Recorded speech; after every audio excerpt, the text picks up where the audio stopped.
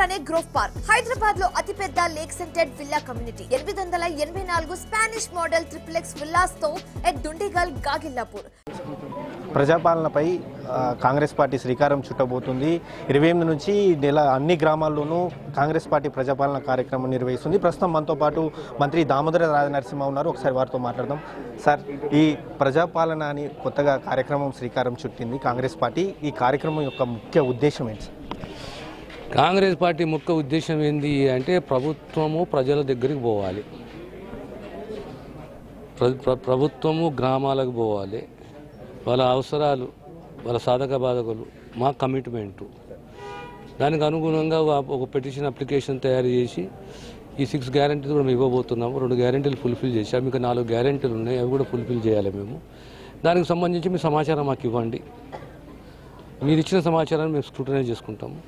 అందులో criteria adapt చేసుకున్నాము, particular eligibility criteria. Eligibility criteria ఉందంటే ఆ కుటుంబానికి, ఆ లబ్ధిదారునికి ఖచ్చితంగా న్యాయం చేయాలి, న్యాయం చేస్తాం. అంటే ఇప్పుడు 6 గ్యారెంటీలకు కూడా ముఖ్యంగా రేషన్ కార్డే ప్రామాణికంగా పెట్టారు. అదేవిధంగా ఈ నెల 28 నుంచి కూడా రేషన్ కార్డు అంటే దరఖాస్తులకు కాంగ్రెస్ పార్టీ శ్రీకారం చుట్టింది.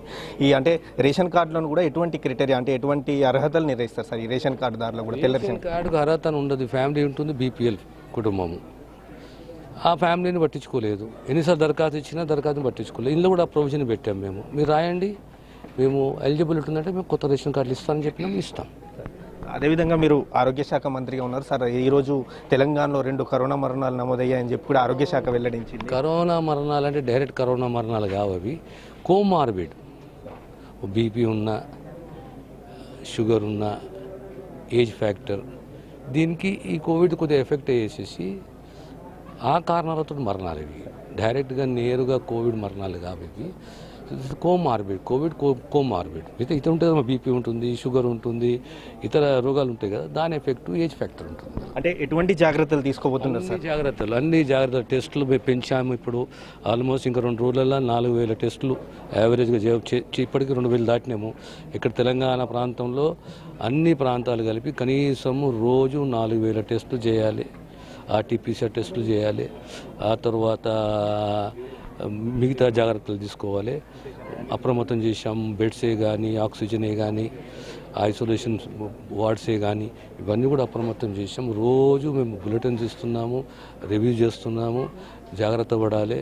ఎందుకంటే కేరళ, తమిళనాడు కొద్దిగా పెరిగింది కనుక మనం సదర్న్ స్టేట్లో ఉన్నాము. మన జాగ్రత్తలు మనం పడాలనే ఉద్దేశంతో యంత్రాంగము, ప్రతి వైద్య యంత్రాంగం అప్రమత్తంగా ఉంది.